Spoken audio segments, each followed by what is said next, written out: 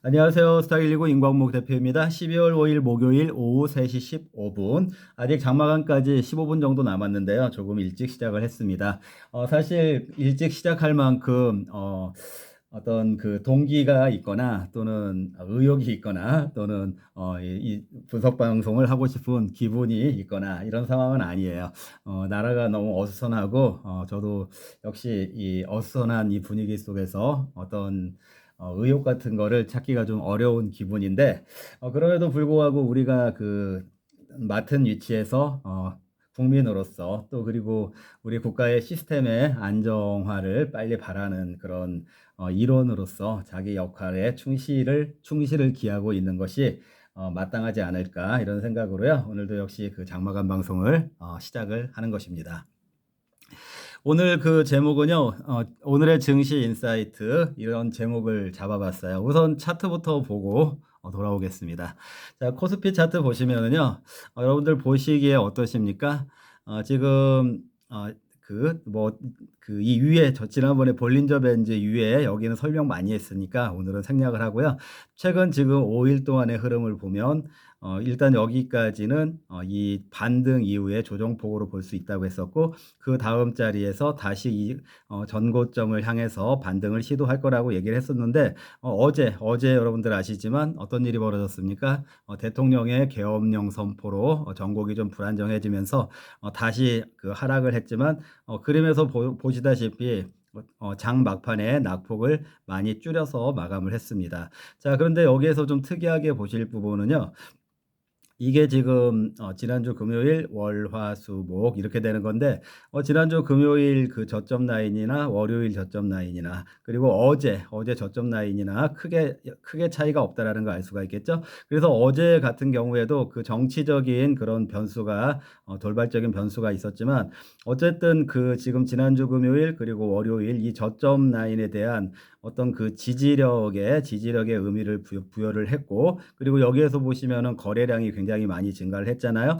정치의 불확실성에도 불구하고 그런 걸 반영한다고 하더라도 그 코스피 주가에 대한 주가가 주가가 낮다. 그리고 정치가 안정화가 되면은 반등에 갈 것이다라는 그런 어떤 그 낙관적인 그런 그 전망들이 반영이 되면서 차트가 이렇게 빨간색 양봉 전환 그리고 낙폭 축소가 가능했던 것이고, 이 거래량도 많이 바닥 거래량처럼 많이 증가한 이런 것들을 이제 어제까지 볼 수가 있었었는데요. 오늘 시장도 여러분들 장중에 다 지켜보셨을 거예요. 오히려 아침에 아주 한 1%대로 강하게 출발을 했는데, 여기 보시면은 지금 강하게 출발했던 증시가 장 막판으로 갈수록 점점 밀리는 모습을 하고 있고, 특히 어, 오늘 그래도 오전까지는 어제의 저점 라인을 지지하려고 하는 그런 그 지지력이 많이 작동을 했었었고, 중간중간에 플러스로 반등을 시도하는 그런 모습도 나왔는데, 이게 장 막판에 이렇게 장대 음봉으로 갑자기 밀리기 시작한 거, 이거는 여러분들 어디에 원인이 있다고 생각을 하십니까? 지금 그 정치적인 그 불확실성이 그 계엄령이 바로 그 2시간여 만에 취소가 됐고, 또 그리고 어, 그 외부 기관들에서도 이따 설명도 하겠지만, 외부의 기관들에서도 지금 한국의 그 정세가 그렇게 우려할 만큼의 어떤 경제적인 그 새로운 그 변수가 발생한 건 아니다라고 평가를 하고 있기 때문에 이렇게 지지력이 좀 나타나고 있었는데, 오늘 장 막판 쪽으로 오후 뭐 2시 이후로 해서 이렇게 갑자기 밀리기 시작한 거는요.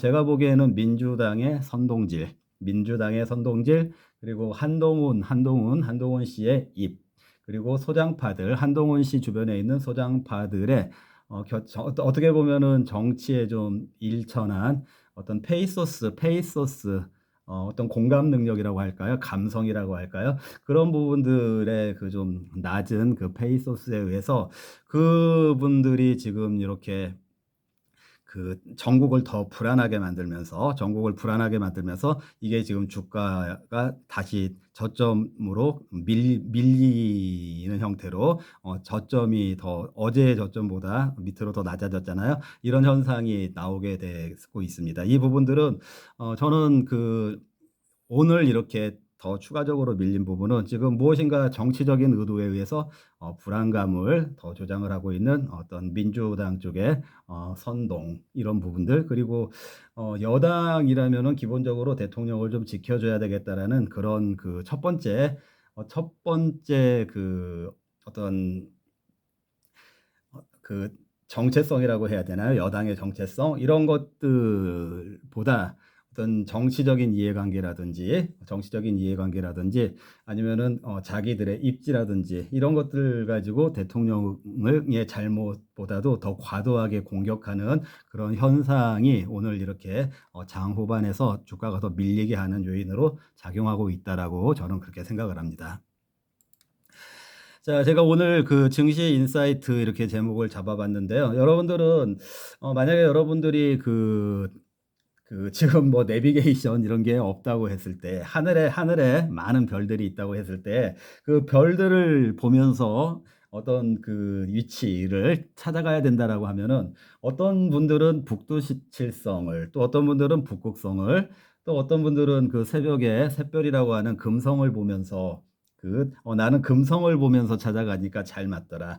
나는 뭐 북극성을 보면서 찾아가니까 잘 맞더라. 이런 기준들을 가지고 별자리를 가지고 위치를 찾아가야 된다고 한다면은요. 그렇게 활용을 하시지 않겠습니까? 또 어떤 분들은 더 지혜로운 분들은 월요일하고 화요일은 북두칠성을 보니까 잘 맞고 뭐 수요일이나 목요일은 금성 샛별을 가지고 하는 것이 더 잘 맞더라. 이런 나름의 어떤 방법, 어떤 활용하는 기법 같은 거를 개발을 하거나 그렇게 활용을 할 수 있도록 체계적으로 그렇게 체계화를 시킬 수도 있지 않겠습니까? 그런 맥락에서요, 우리 증시라고 하는 이 매일같이 항해를 해야 되는, 매일같이 길을 찾아가야 되는 이 증시 세계에서 우리가 활용해야 되는 별들이 굉장히 많이 있어요.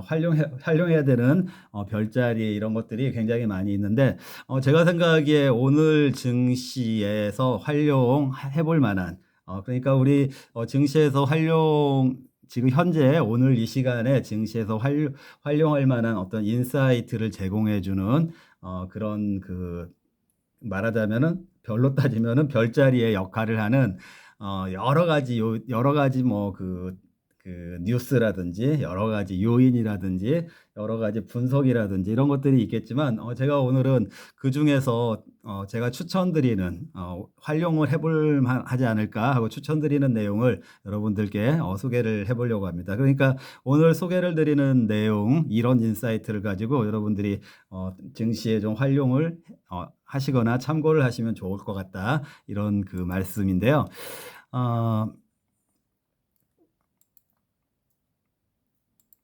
자, 보시면은 왓튼 스쿨이라고 제가 이렇게 이제 지금 왓튼 스쿨이라는 말이 딱 나타났는데 지금 방향 보시면은 이렇게 올라가고 있는 미국 증시 어제도 뭐 사상 최고치 경신했고요. 그런데 이제 왓튼 스쿨 펜실베니아 대학교의 경영대 학원이라고 했죠. 경영학과 왓튼 스쿨 쪽에서 굉장히 유명하신 교수님이 계시다고 했죠. 여러분들 기억나세요? 스티븐 시갈이라는 교수님께서 최근에 이런 얘기를 하셨어요. 어떤 얘기를 하셨냐면은 지금 미국 증시 계속 올라가고 있잖아요. 근데 미국 증시 계속 올라가고 있는 거가 여러분들 아시다시피 주도하고 있는 건 매그니피센트 세븐이라는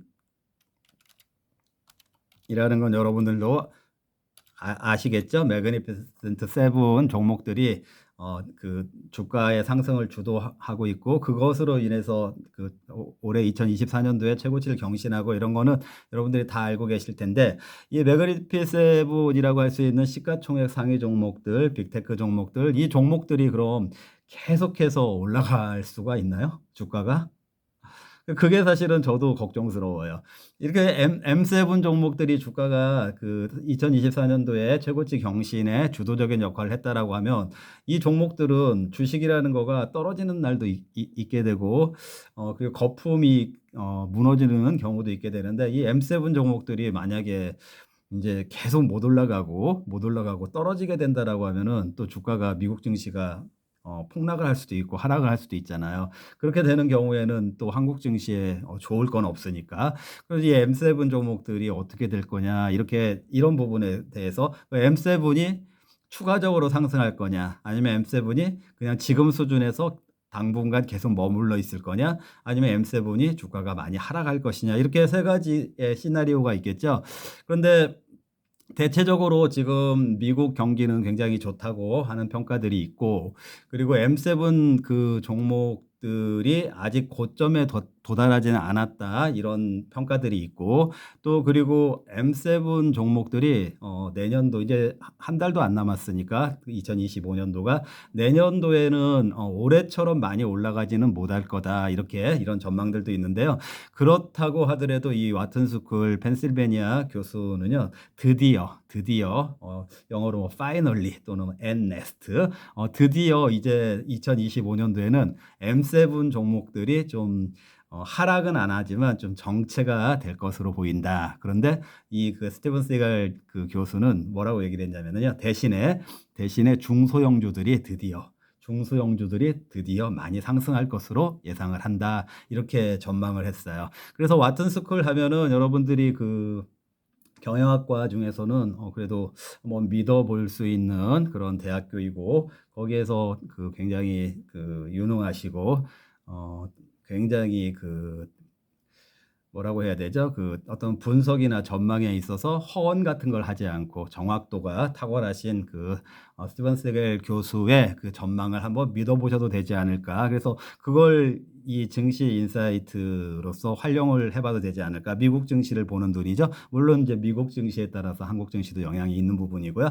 그래서 미국 증시가 M7이 계속해서 올라갈 수는 없지만 그렇다고 해서 M7이 과격하게 빠지지도 않는다라는 전망이 우세하고 그리고 M7이 과격하게 빠지지 않고 그냥 지금 현재 수준에서 어느 정도 유지만 된다고 하더라도 다른 중소형주들 위주로 해서 미국 증시는 내년에도 좋은 수익률이 가능한 시장이 되겠구나 이렇게 여러분들이 참고 그리고 또 활용을 하실 수 있다라면 아까 여러분들 중에 뭐 북극성을 활용하시는 분, 북두칠성을 활용하시는 분, 금성을 활용하시는 분 이런 분들이 다 다른 것처럼 나는 이 와튼스쿨 이 교수의 전망을 한번 믿어보고 그것을 반영해서 내 주식 포트폴리오를 짜봐야 되겠다 이런 식으로 활용을 해볼 수 있지 않을까 이렇게 해서 제가 소개를 드리는 것입니다. 자, 또 하나의 여러분들께 보여드리고 싶은 인사이트는요. S&P라고 썼어요. 여러분들 S&P 500이라는 말, 그 미국의 그 우량주 500개 기업을 한 S&P 500에서 익숙하게 많이 들으시는 그 S&P인데 S&P죠. 근데 제가 줄여서 그냥 S&P 이렇게 써놨는데 S&P. 이제 S&P가 여러분들 잘 아시겠지만 스탠다드 앤 푸어스. 이게 그 말하자면은 그 신용평가 기관이에요. 무디스하고 피치까지 해서 3대 신용평가 기관인데 그 중에서도 그 3대 중에서도 가장 그 권위가 있는 만약에 최고의 신용평가 기관이 어디냐라고 하면은 당연히 S&P라고 얘기를 해야 되는 그런 기관인데요. 지금 이 화살표 보면 이렇게 떨어지고 있는 거니까 이건 한국 증시하고 관련된 내용이구나 이렇게 여러분이 참고를 하실 수가 있을 텐데 뭐 그 이 지금 그 계엄령 이 그 상황 이게 발생한 이 상황과 관련해서 뭐 그 정치적인 리스크가 늘어나고 있다. 한국에 불안감이 있다. 그 외국인 자본이 더 빠져나갈 수 있다. 뭐 이런 그 객관적으로 그렇게 보는 기관들도 있고 또 그게 어떻게 보면 선동의 그 일환으로서 막 그런 것들을 조장하고 있는 그런 곳들도 있는데 S&P 500이 예를 들어서 객관적이지 않고 어떤 주관적으로 어떤 이해관계에 의해서 S&P 이 아까 말했던 세계 최고 권위의 이 기관에서 그 어떤 주관적인 또는 어떤 의도적인 또는 왜곡을 위한 그런 의견을 낼 리는 없잖아요. 가장 그래도 객관적으로 얘기를 할 수 있는 기관이라는 그런 신뢰성이 있잖아요. 이 S&P 500에서 어 뭐죠?